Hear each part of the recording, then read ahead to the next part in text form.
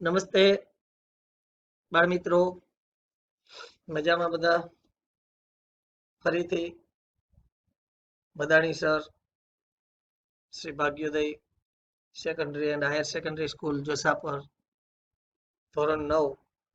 આપણે એક પેલો પાઠ ચિત્તા સ્ટીયર કમ્પ્લીટ કર્યો. હું આશા રાખું કે આપ એના સવાલ જવાબ તમામ કમ્પ્લીટ તમારા હોમવર્કના ચોપડામાં લખી લીધા હશે. આજે બીજો પાઠ આપણા કુલ અભ્યાસનો અને તમારા પાઠ્યપુસ્તકનો 5મો પાઠ રાણી કી વાવ એટલે રાણીની વાવ, એક ઐતિહાસિક હિસ્ટોરિકલ પાઠ છે આખો. રાણકી વાવ જેને આપણે કહીએ છીએ એ શરૂ કરવાના છીએ. સેમ મેથડ જે પેરેગ્રાફ લેતા જતા એ રીતે પેરેગ્રાફ સાથે સાથે એના પ્રશ્નો અને એના ઉત્તર. તો શરૂ કરીએ બાળ મિત્રો. રાણી કી વાવ. read the following passage and answer the question. એમાં પહેલો પેરેગ્રાફ છે રાણી કી વાવ એટલે સ્ટેપ વેલ. સ્ટેપ વેલ એટલે પગથિયા વાળો કૂવો, એને વાવ કહેવાય. is an approved site on the world heritage list. વિશ્વ વારસાની જે યાદી છે, વારસો એટલે આપણા પૂર્વજો તરફથી આપણને મળેલી કોઈ વસ્તુ અથવા કોઈ એવી રકમ કે કોઈ પણ બીજી એવી વિરાસત, કોઈ મોટી મોટી ઇમારતો, બિલ્ડિંગો જે આપણા પૂર્વજો તરફથી આપણને મળેલી હોય એને વારસાગત કહેવાય, વારસો. વિશ્વ વારસાની જે યાદી છે એમાં રાણી કી વાવ એક એપ્રુવડ સાઇટ એટલે સિલેક્ટ થયેલી, પાસ કરાયેલી વસ્તુ છે. It was declared. પીવી છે ભૂતકાળની, સિમ્પલ પાસ્ટ ટેન્સની, વોઝ વેર પ્લસ ભૂતકૃદન. આપણે ટૂંક સમયમાં જ લગભગ આ વીકમાં જ તમામ ટેન્સ પૂરા થઈ ગયા છે, 9, 10, 12 ને. તો એક્ટિવ પેસિવના વિડીયો તમને મળશે. તો it was declared by the UNESCO. UNESCO નામની એક સંસ્થા છે જે આ વિશ્વની તમામ હેરિટેજ સાઇટ છે એનું સંચાલન કરે છે. એને જાહેર કરવામાં આવી at the world heritage committee, વિશ્વ વારસા સમિતિ દ્વારા. UNESCO has recognized this masterpiece. યુનેસ્કોએ આ અદ્ભુત જે નમૂનો છે, આ સ્થાપત્ય છે, એને માસ્ટરપીસને રેકોગ્નાઇઝ એટલે ઓળખાણ આપી એઝ એન એક્સેપ્શનલ એક્ઝામ્પલ, એક સર્વસ્વીકૃત ઉદાહરણ જે બીજે ન જોવા મળે એવું, ઓફ વોટર મેનેજમેન્ટ સિસ્ટમ, પાણીની વ્યવસ્થાપન કરવાની પદ્ધતિ. હું તમને હાવ શુદ્ધ ભાષામાં સમજાવવાનો પ્રયત્ન કરું બાળકો કે અત્યારે આપણે ભૂગર્ભ ટાંકા બનાવીએ છીએ જમીનમાં, ભોં ટાંકા જે આપણે કહીએ, એ આજથી વર્ષો પહેલા ની આ વાત કરું છું. લગભગ 16મી 17મી સદીના ગાળામાં એની પહેલા જ ઘણા બધા વર્ષો પહેલા આ વસ્તુ બનેલી હતી ઇતિહાસની અંદર. જે રાણી કી વાવ એક માસ્ટરપીસ એટલે સ્થાપત્યનો એક અદ્ભુત નમૂનો, ઉદાહરણ છે પાણીની વ્યવસ્થાપન સિસ્ટમ એટલે પદ્ધતિને. રાણી કી વાવને યુનેસ્કોએ વારસાગત રીતે જાહેર કરેલી છે અને એને એક અદ્ભુત સ્થાપત્યનો નમૂનો, પાણીના સંગ્રહ માટેની પદ્ધતિ આજ વર્ષો અગાઉના રાજા રજવાડાએ આપણને આપેલું હતું. એ રીતે પેરેગ્રાફ પૂર્ણ કરી અને આનો પ્રશ્ન જવાબ તમને મળી રહે. એમાં પહેલો પ્રશ્ન છે, અને ફરીથી તમને હું યાદ અપાવી દઉં, અહીંયા જે પ્રશ્નો થશે આ વિડીયોની અંદર, આ સેશનની અંદર, એ તમામ પ્રશ્નો તમારા સ્વાધ્યાય પુસ્તિકાની સેમ પદ્ધતિથી હશે.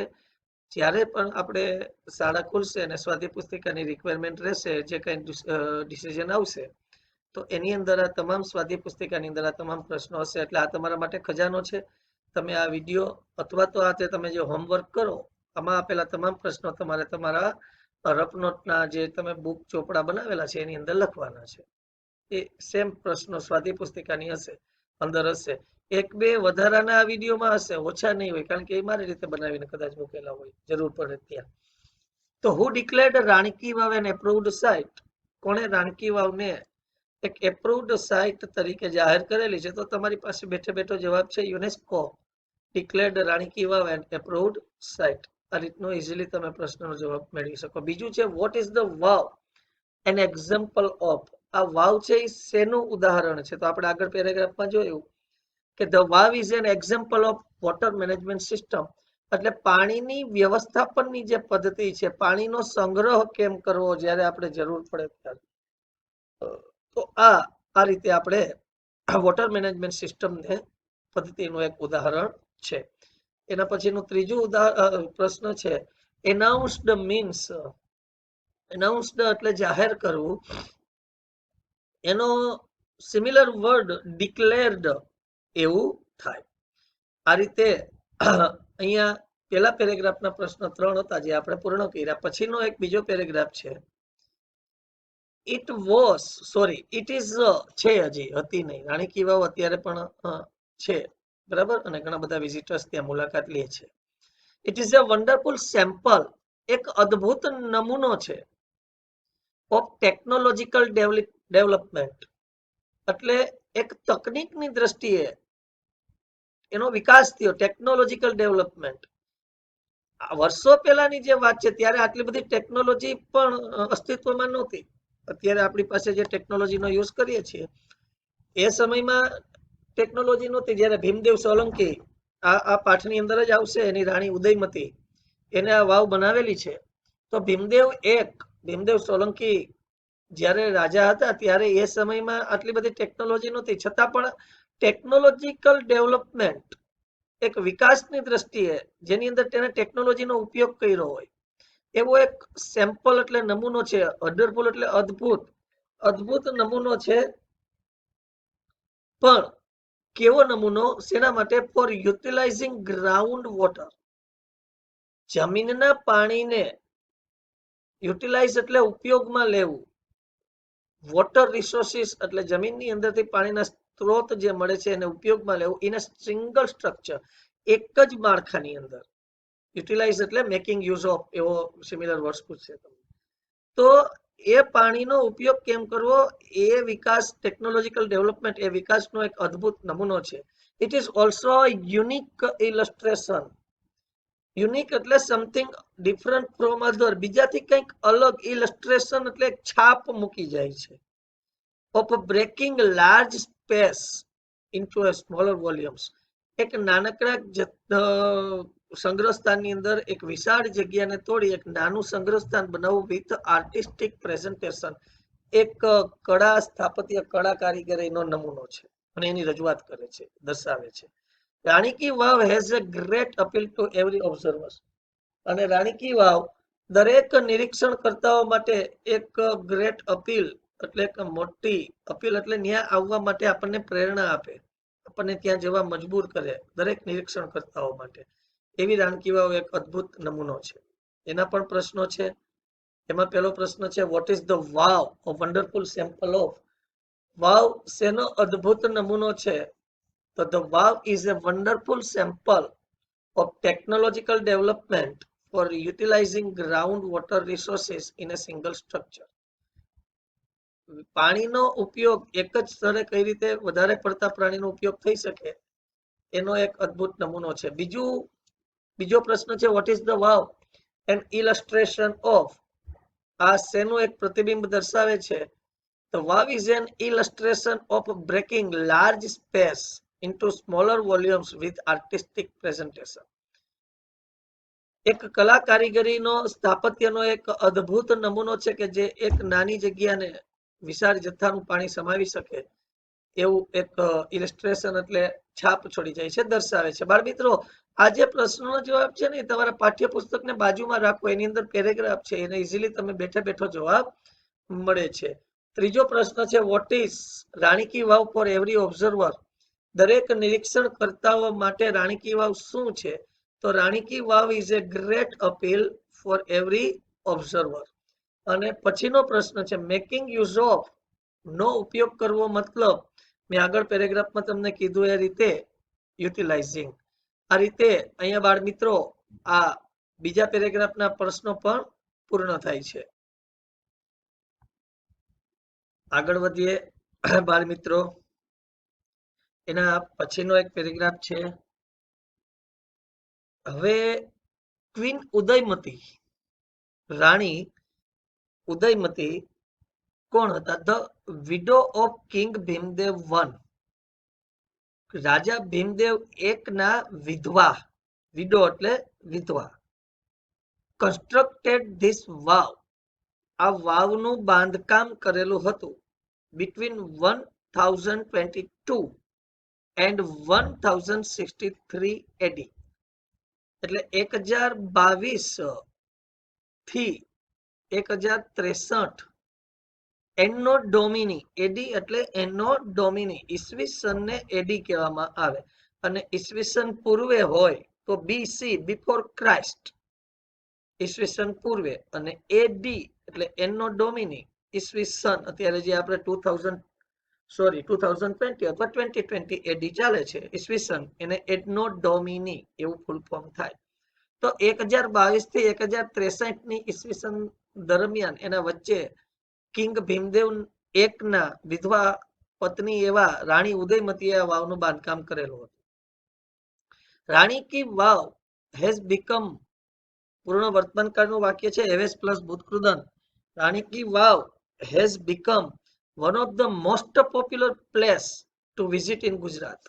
ગુજરાતની અંદર મુલાકાત લેવા માટે Rani ki Vav one of the most popular એટલે પ્રખ્યાત સ્થળોમાંનું એક સ્થળ. સુપરલેટિવ ડિગ્રી છે, બે કરતા વધુ પાત્રો વાળી, અલગથી આપણે શીખશું ત્યારે સમજાઈ જશે. ગુજરાતની અંદર મુલાકાત લેવા માટે પ્રખ્યાત સ્થળોમાંનું એક સ્થળ છે રાણી કી વાવ.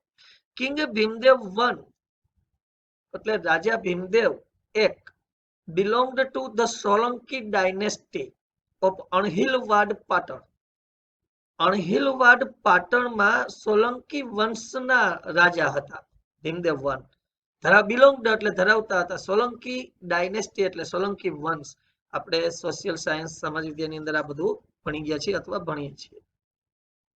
આફ્ટર હિઝ ડેથ, અને એના મૃત્યુ પછી ઉદયમતી, ઉદયમતી નામના એના રાણી હતા, એને ટુક અપ ધ પ્રોજેક્ટ, આખી યોજના લીધી ફોર સોલ્વિંગ ધ પ્રોબ્લેમ, સમસ્યાનું નિરાકરણ કરવા માટે. શું સમસ્યા હતી? ઓફ વોટર સ્કેરસિટી, સ્કેરસિટી એટલે અછત, વોટર એટલે પાણીની, પાણીની અછત ની જે સમસ્યા હતી એ સમસ્યાનું નિરાકરણ કરવા માટે રાણી ઉદયમતીએ આખો પ્રોજેક્ટ પોતાના હાથમાં લઈ લીધો.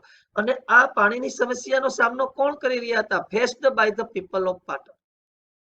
પાટણના લોકો દ્વારા જે પાણીની અછત, પાણીની તંગી, સ્કેરસિટી, આ જે સમસ્યાનો સામનો કરી રહ્યા હતા એનું નિરાકરણ લાવવા માટે રાણી ઉદયમતીએ આખી પ્રોજેક્ટ, આખી યોજના પોતાના હાથમાં લીધી.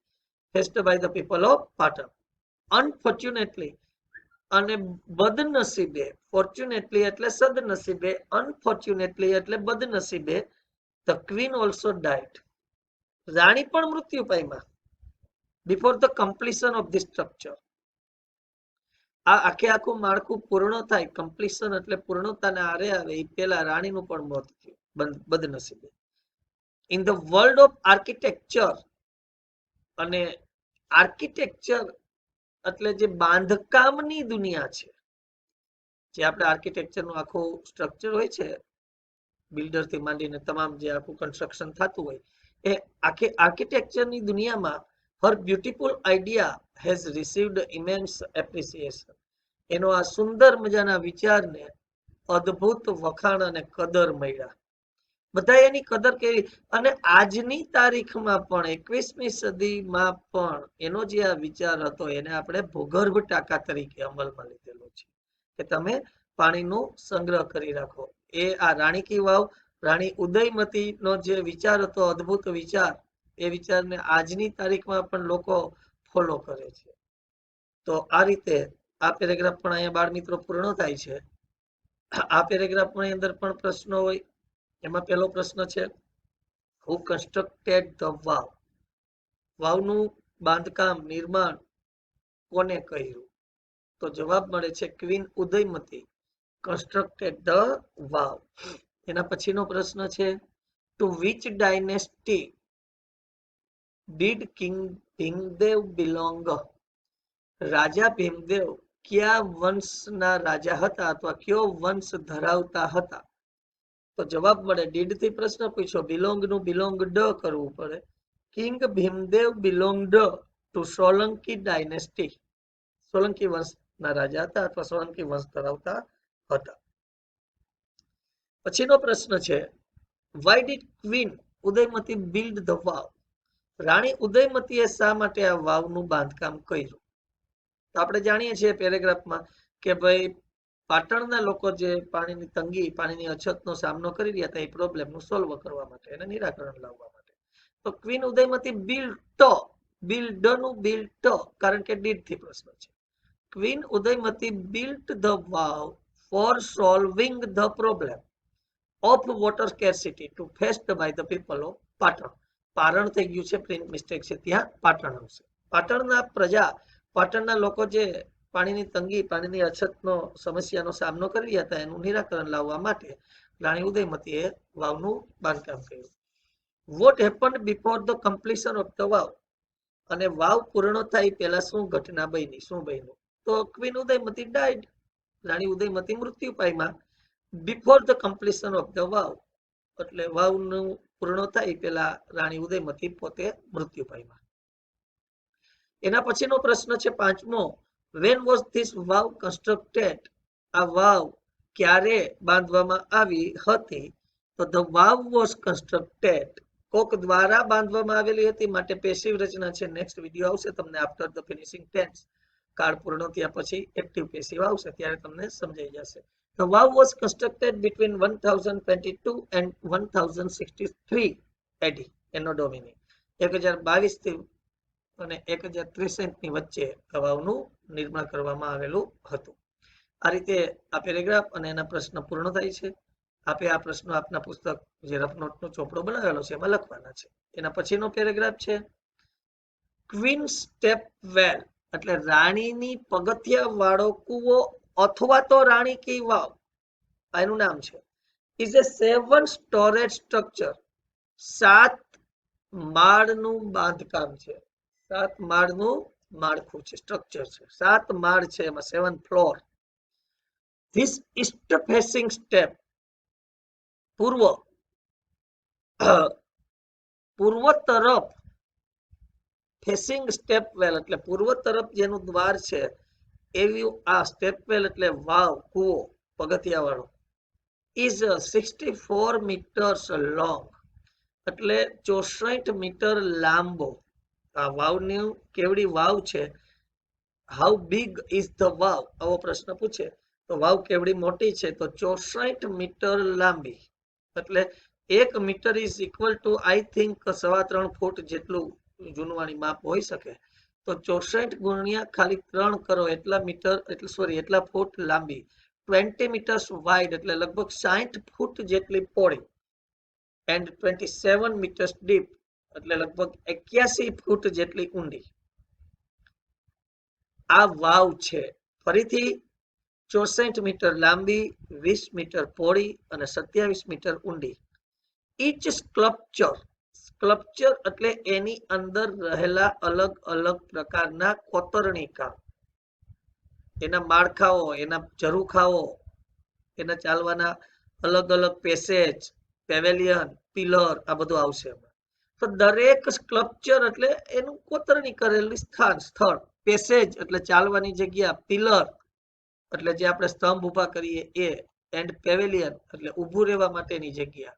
ઇન ધીસ મેગ્નિફિસન્ટ સ્ટ્રક્ચર આ અદ્ભુત એવા બાંધકામમાં હેઝ ઇન્ચેન્ટિંગ કાર્વિંગ્સ દરેકે દરેક જગ્યાએ ઇન્ચેન્ટિંગ કાર્વિંગ એટલે આકર્ષિત કરતા મનમોહિલી એવા કાર્વિંગ્સ એટલે શિલ્પ કામ છે, કોતરણી કામ છે. કાર્વિંગ એટલે કોતરણી કરવી.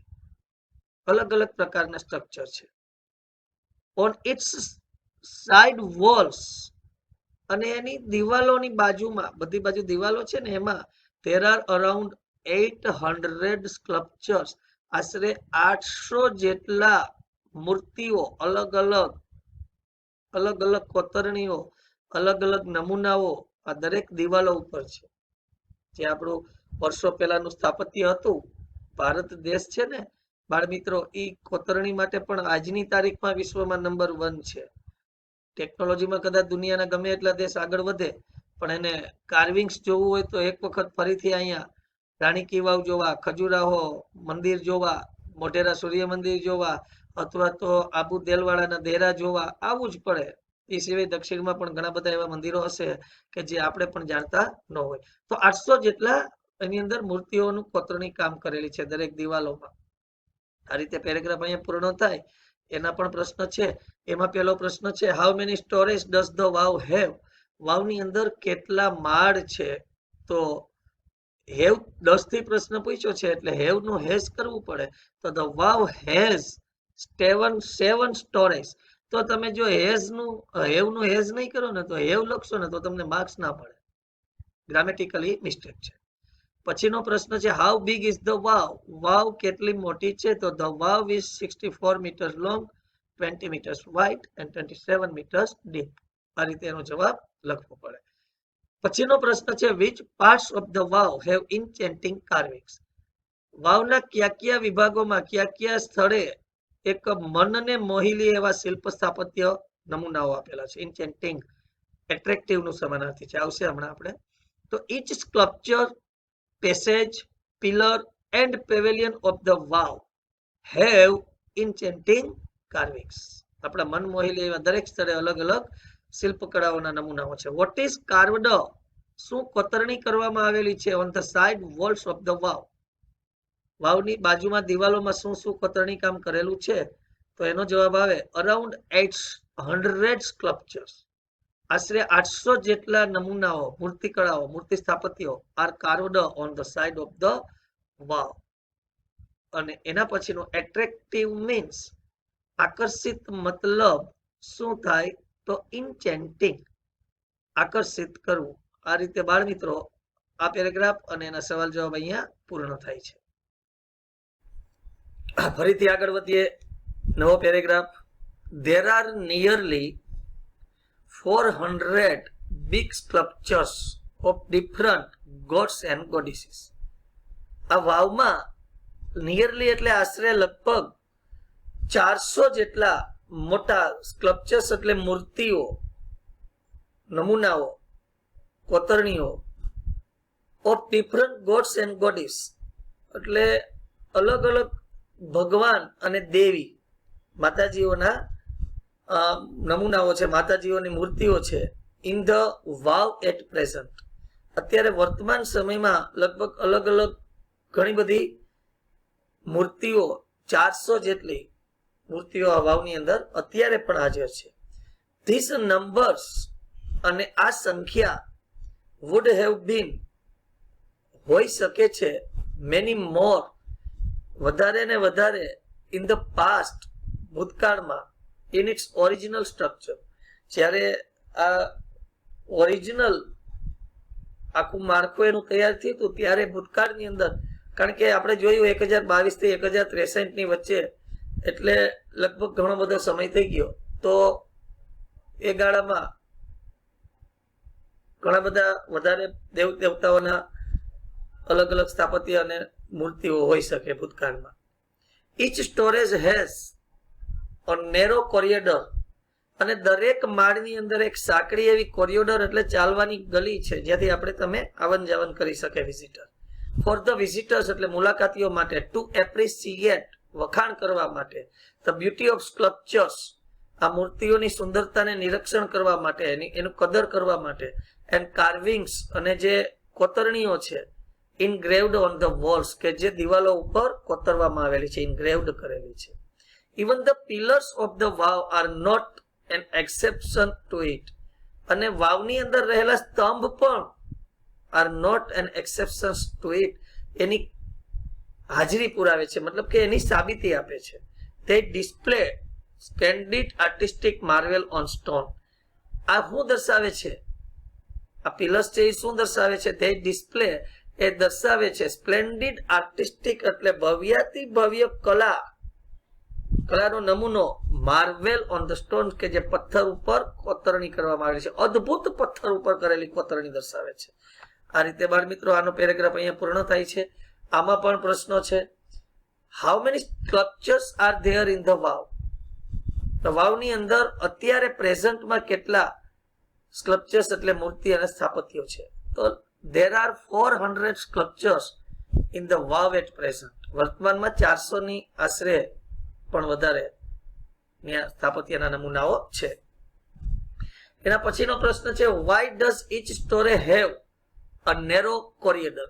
દરેક માળની અંદર સાંકડી ગલી ચાલવા માટેની જગ્યા કેમ છે? તો each story has a narrow corridor for the visitor, મુલાકાતીઓ માટે, to appreciate the beauty of sculptures and carvings engraved on the walls. દિવાલો ઉપર જે કોતરણી છે એ અને મૂર્તિઓની સુંદરતાને નજીકથી બારીકાઈથી નિરખી શકે એના માટે દરેક પેલા માળ છે એની અંદર ચાલવા માટેની કોરિડોર છે. What do the pillar display? આ જે સ્તંભ છે એ શું દર્શાવે છે? તો the pillars display splendid artistic marvel on stone. પથ્થર ઉપર જે અદ્ભુત કલા સ્થાપત્યનો નમૂનો છે એ દર્શાવે છે. એના પછીનો પ્રશ્ન સિમિલર વર્ડ્સ ગોતવાનું છે આપણે કે find out the similar word of praise. વખાણવું, કદર કરવી, એનું સમાનાર્થી શબ્દ તો આપણે પેરેગ્રાફમાં જોઈ ગયા. એપ્રિસિએટ. એપ્રિસિએટ કરવું એટલે વખાણ કરવું. આ રીતે બાળ મિત્રો પ્રશ્ન પૂર્ણ થાય છે. પછીનો પેરેગ્રાફ છે, ઇન ફેક્ટ, હકીકતમાં, the vav is solely dedicated to Vishnu. હકીકતમાં જોવા જાય તો આ આખી વાવ છે ને સંપૂર્ણપણે સોલેલી ડેડિકેટેડ એટલે સમર્પિત છે વિષ્ણુ એટલે વિષ્ણુ ભગવાનને. હિન્દુ ધર્મના મોટામાં મોટા દેવતા ગણાય છે જે અલગ અલગ અવતાર ધારણ કરે છે હિન્દુ ધર્મમાં એને વિષ્ણુ ભગવાન. One can find Vishnu. કોઈ એક વ્યક્તિ અહીંયા વિષ્ણુને શોધી શકે છે, જોઈ શકે છે, in different shapes and postures. અલગ અલગ આકારોમાં અને અલગ અલગ પોસ્ચર એટલે મુદ્રાઓમાં, અલગ અલગ સ્થિતિમાં. દાખલા તરીકે કૃષ્ણ હોય તો આ વાંસળી લઈને આપણે પગની આટી હોય, અલગ અલગ મુદ્રામાં વિષ્ણુ ભગવાનને અહીંયા જોઈ શકાય છે કોઈ વ્યક્તિ. મોસ્ટ ઓફ ધેમ, અને એમાંના વધુ પડતા, most of them present Vishnu in is 10 different avatars. અહીંયા વધુ પડતા વિષ્ણુ ભગવાન એના અલગ અલગ 10 અવતાર જે ધારણ કરેલા છે. આપણે હિન્દુ ધર્મના 10 અવતાર ગણાય છે. તો એ 10 અવતારના અલગ અલગ નમૂનાઓ. પછી વામન અવતાર હોય, વિષ્ણુ ભગવાને લીધેલો છે. પછી નરસિંહ અવતાર હોય, કૃષ્ણ અવતાર હોય, રામ અવતાર હોય, કલ્કી અવતાર હોય, વરાહ અવતાર હોય, જે કાંઈ અલગ અલગ હિન્દુ ધર્મમાં આપણા અવતાર થઈ ગયા છે એના અલગ અલગ અહીંયા નમૂનાઓ સ્થાપત્ય જોવા મળે છે. આફ્ટર વિષ્ણુ અને વિષ્ણુ ભગવાન પછી ધ નેક્સ્ટ ઇમ્પોર્ટન્ટ સ્ટેચ્યુ, પછીનું જે મહત્વની જે મૂર્તિ છે ઇઝ ઓફ પાર્વતી. એ પાર્વતીની મૂર્તિઓ અહીંયા આપેલી છે. શંકર ભગવાનની પત્ની પાર્વતી, આપણે હિન્દુ ધર્મમાં એને દેવી માનવામાં આવે છે. નિયરલી 15 ગેલેરીઝ, આશરે 15 જેટલા ગેલેરીઝ એટલે જવા આવવા માટેની જગ્યાઓ, have the sculptures of Parvati. પાર્વતીની મૂર્તિઓ આવેલી છે લગભગ 15 ગેલેરીમાં. 12 સ્ટેચ્યુ ઓફ ગોડિસ ગૌરી, એટલે ગૌરી દેવી. આપણે હિન્દુ ધર્મમાં ગૌરીને દેવી માનવામાં આવે છે. નાની દીકરીઓ જે ગૌરી પૂજાઓ કરે છે ત્યાંથી માંડી અને હિન્દુ ધર્મની દેવીઓ માટે લગભગ 12 મૂર્તિઓ together at the same place, અને એક જ જગ્યાએ સાથે જોવા મળે. એક સાથે 12 ગૌરીના રૂપો, 12 મૂર્તિઓ આર રેરલી ફાઉન્ડ એનીવેર. ભાગ્યે જ કોઈ પણ જગ્યાએ જોવા મળે છે, બહુ ઓછી જોવા મળે. 12 ગૌરીના સ્વરૂપ. The sun temple of Modhera has it. મોઢેરાનું સૂર્ય મંદિર છે ત્યાં આ આવેલું છે. 12 મૂર્તિઓ તમને ત્યાં જોવા મળે છે. This vav is also the 12 statue of Gauri. આ વાવમાં પણ ગૌરીના 12 મૂર્તિઓ આવેલી છે. નેમલી, કે જેના નામ છે અલગ અલગ માતાજીઓના, અલગ અલગ મૂર્તિઓના અલગ અલગ નામ છે.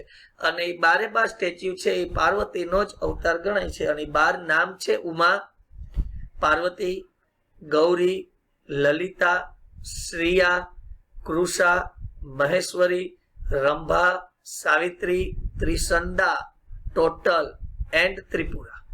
આ રીતે 12 ગૌરીના અલગ અલગ સ્વરૂપો તમને આ વાવની અંદર જોવા મળે.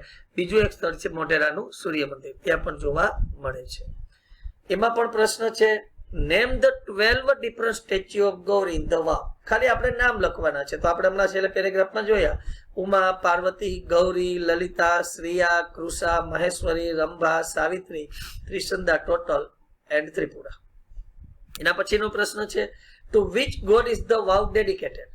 આ વાવ કયા ભગવાનને સમર્પિત છે? તો એનો જવાબ મળે, the vav is dedicated to god Vishnu. Vishnu ભગવાનને સમર્પિત છે. પછીનો પ્રશ્ન છે, how many galleries have sculpture of Parvati.